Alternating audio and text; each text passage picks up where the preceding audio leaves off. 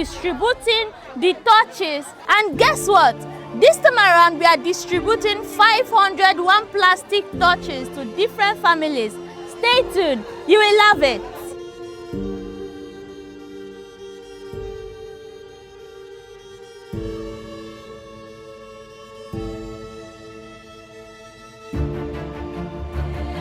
But it's from our own pocket, Kaiseme, every single thing I am at this village.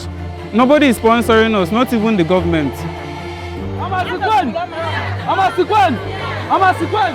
What's on?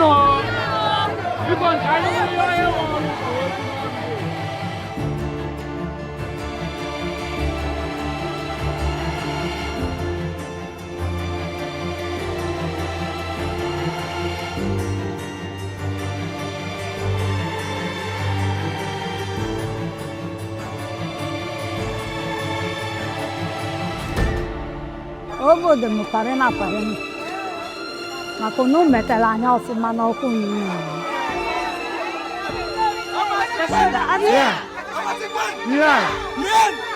What?